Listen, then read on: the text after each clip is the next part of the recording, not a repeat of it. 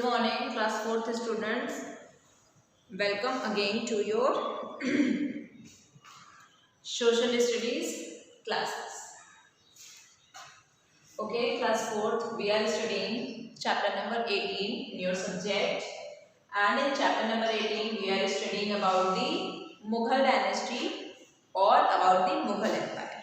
तो मुगल डायनेस्टी में हम लोगों ने पिछले क्लास में क्या क्या पढ़ा था बच्चों? हम लोगों ने ये पढ़ा था कि कैसे मुगल डायनेस्टी की नींव रखते हैं बाबर, फिर उनके पुत्र जो है हुमायूं, वो कैसे रूल करते हैं, 2 बार रूल करते हैं वो। पहले तो 1530 में पहले बाबर के मरने के बाद वो राजा बनते हैं, फिर 10 साल वो रूल करते हैं, फिर उसके बाद 15 साल के लिए शेरशाह सूरी जो है वो रूल करता है, उनको हरा देता है और उनको वनवास में भेज देता है 15 साल के लिए हुमायूं को। फिर वापस से हुमायूं आते हैं, 1 साल वो रूल करते हैं और उसके बाद उनकी सीढ़ियों से गिर करके लाइब्रेरी से उनकी मौत हो जाती है। फिर उनके बेटे होते हैं अकबर, है ना, फिर वो आते हैं, फिर वो बहुत अच्छा रूल करते हैं, बहुत अच्छा वो राजकाज संभालते हैं, इसलिए उनको ग्रेटेस्ट किंग कहा गया है। चलो, अब हम लोगों ने ये देखा था कि किस प्रकार से अकबर की भी मृत्यु हो जाती है और उनको बरी कर दिया जाता है, उनको, ठीक है, आगरा के निकट ही सिकंदरा जिले में उनको किस प्रकार से उनको कब्र में उनको वो कर दिया जाता है, बरी कर दिया जाता है। चलो, तो अब जो अकबर के बेटे हैं जहांगीर, उनके बारे में हम लोग पढ़ेंगे। तो 4th नंबर पे कौन बनते हैं राजा मुगल डायनेस्टी में? जहांगीर।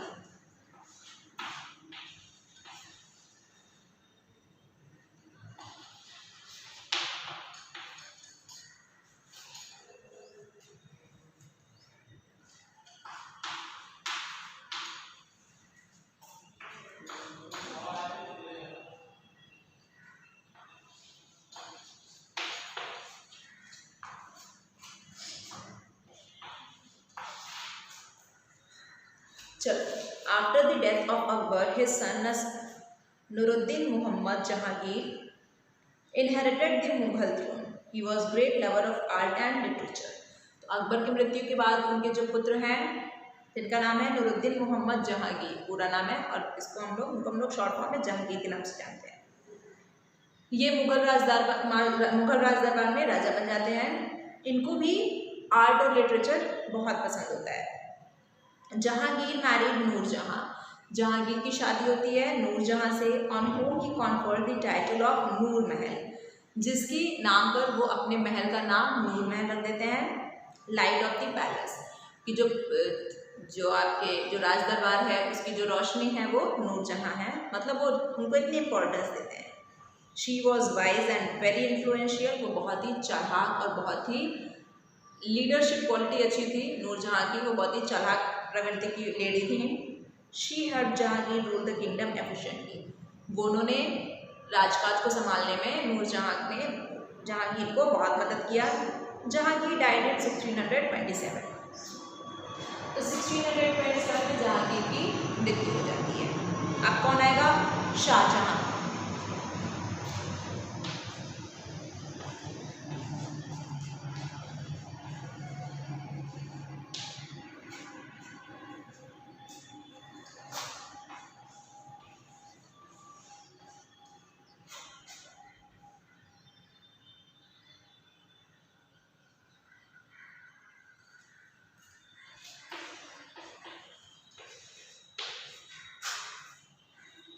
चलो, तो Shahabuddin Mohammad Shahjahan reign is considered to be the golden age of the Mughal period.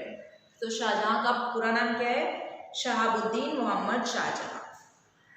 इनके कार्यकाल को हम लोग, जब ये मुगल डायनेस्टी में जब ये राजा बने, इसको हम लोग गोल्डन पीरियड कहते हैं। क्यों कहते हैं?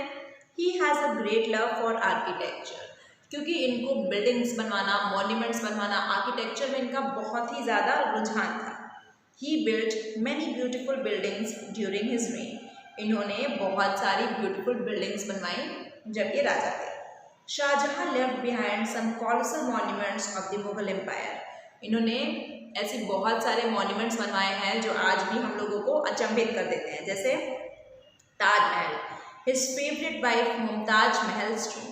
तो मुमताज महल का जो टूम है, जो जिसको हम लोग ताजमहल के नाम से जानते हैं, वो आज भी हमें आश्चर्यचकित कर देता है, कितना खूबसूरत है। तो वो किसके द्वारा बनवाया गया? शाहजहां के द्वारा।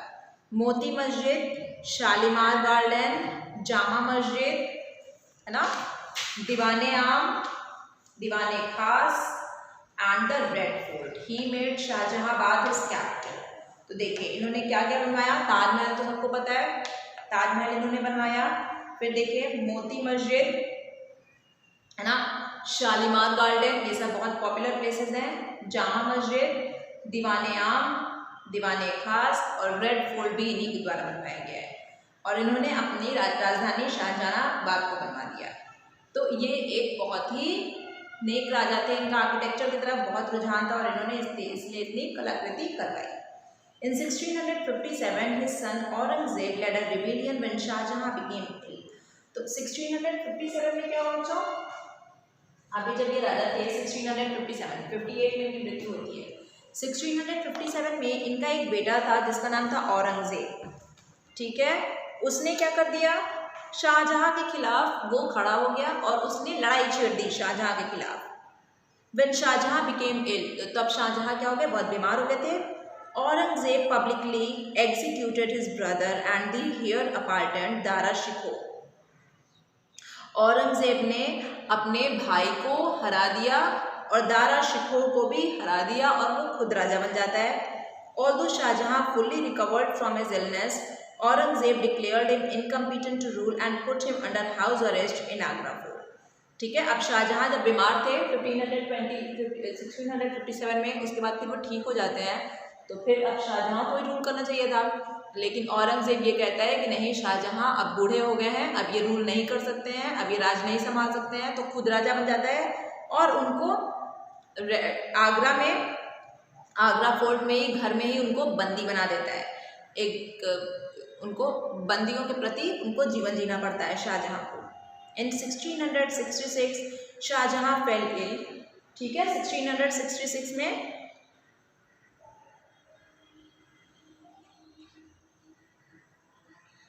शाहजहां बीमार हो जाते हैं and was confined to bed, और उनको ये कह दिया जाता है कि आपको बस बिस्तर पे ही रहना है। He became progressively weaker and on 22 January he died. फिर धीरे धीरे वो बहुत ही दुबले होते जाते हैं, एकदम एनर्जी लेस होते जाते हैं और वो एक टाइम पे वो 22 जनवरी को उनकी मृत्यु हो जाती है। तो शाहजहां की मृत्यु कुछ इस प्रकार होती है।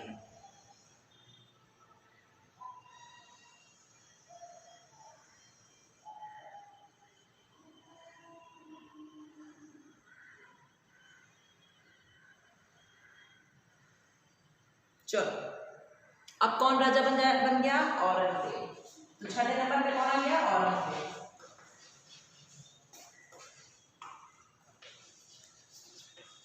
ये जबरदस्ती राजा बन गया, शाहजहां को हटा के। कब से कब तक? 1658 टू 1707।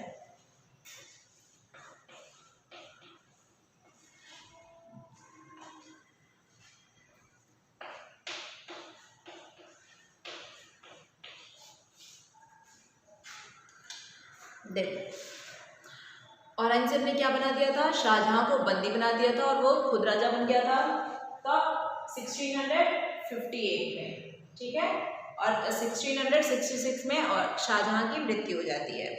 तो बंदी जब वो बनते हैं 1658 में, 1606, ठीक है, 8 इयर्स तक उनको अरेस्ट करके रहना पड़ता है घर में और फिर वो बंदियों की भांति जीवन व्यतीत करते हैं। Aurangzeb imprisoned his father and took over the throne in 1658 में वो अपने पापा को जेल में बंद करके खुद राजा बन गया। He was a great politician and as an able administrator, वो एक बहुत ही ग्रेट पॉलिटिशियन था औरंगजेब और एक एबल एडमिनिस्ट्रेटर था। Though he expanded the empire to include nearly the entire Indian subcontinent, इसने अपने राजपाट को इतना बढ़ाया कि पूरे भारत पर ही राज करना शुरू कर दिया। He could never totally subdue the Marathas of the Deccan who resisted him until his death in 1707. लेकिन ये मराठा डेक्कन रीजन के मराठास को ये नहीं हरा पाया Aurangzeb. Unlike Akbar, Aurangzeb was a fanatic. He did not tolerate other religions. Akbar क्या करते थे, सारे रिलीजन्स को बराबर का हक देते थे, लेकिन औरंगजेब ऐसा नहीं था, वो एक फैनेटिक पर्सन था। वो सिर्फ और सिर्फ अपने धर्म को, मुस्लिम के धर्म को वो सही मानता था, बाकी सबको वो कोई भी वो इज्जत नहीं देता था। He led a simple life and never used the public money for leading a luxurious life. Aurangzeb ने कभी भी पैसे का दुरुपयोग नहीं किया, वो एक सिंपल लाइफ जीता था। But his fanaticism made him unpopular among the masses.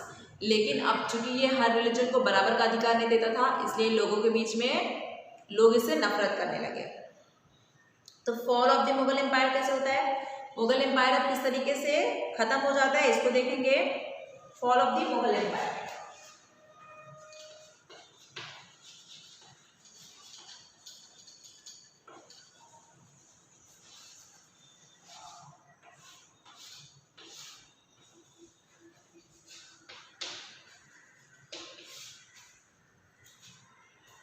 देखो, Aurangzeb 3 sons disputed over succession. अब औरंगजेब का भी 3 बेटे होते हैं और वो राजगद्दी के लिए लड़ाई करने लगते हैं। Slowly and gradually the Mughal empire crumbled just as the Europeans tightened their control over different provinces in India. अब यहाँ से क्या होता है, यूरोपियंस जो होते हैं वो आ जाते हैं भारत पे राज करने के लिए, और धीरे धीरे जो मुगल डायनेस्टी होती है वो खत्म होने लगती है। Even though there were as many as 13 Mughal emperors who came during the period between 1707 to 1862, none of them could contribute substantially towards the empire.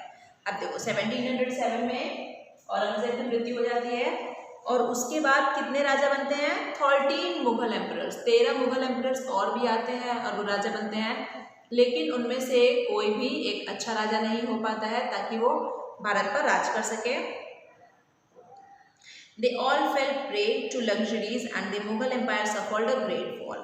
वो सबको बस लग्जरीज जो भी उनके बाप दादा ने, उनके पिता, उनके दादाजी ने जो भी उनके लिए संपत्ति छोड़ रखी थी उसका बस वो सुख उठाते हैं और उनको किसी से कोई मतलब नहीं रहता है, और इस तरीके से उनका ग्रेट फॉल हो जाता है और यहीं से डायनेस्टी इनकी खत्म हो जाती है। जो लास्ट मुगल एम्परर हैं वो थे बहादुर शाह जफर। उनकी मृत्यु कब हुई, 1862 में, after being deposed to Burma, now Myanmar, by the British following the Great Mutiny of 1857. Thus the Mughal Empire in India came to an end. तो इस तरीके से जो लास्ट मुगल एम्परर थे बहादुर शाह जफर, उनकी मृत्यु होती है 1862 में, जब उनको म्यांमार भेज दिया जाता है, बर्मा भेज दिया जाता है जो कि अब म्यांमार में है, और किसके ग्रेट म्यूटिनी होती है 1857 में, उसके तहत है ना, ब्रिटिशर्स के द्वारा भेज दिया जाता है और इस तरीके से मुगल डायनेस्टी का खत्म हो जाता है। चलो अब थोड़ा सा रिविजन कर लेंगे, लेट्स रिकैपिटुलेट में। Babur laid the foundation of the Mughal empire in India, Babur आए, ठीक है। Humayun was the son of Babur, फिर बाबर के बाद हुमायूं आए, उनके पुत्र, उन्होंने राजकाज संभाला। उसके बाद कौन आएगा, अकबर।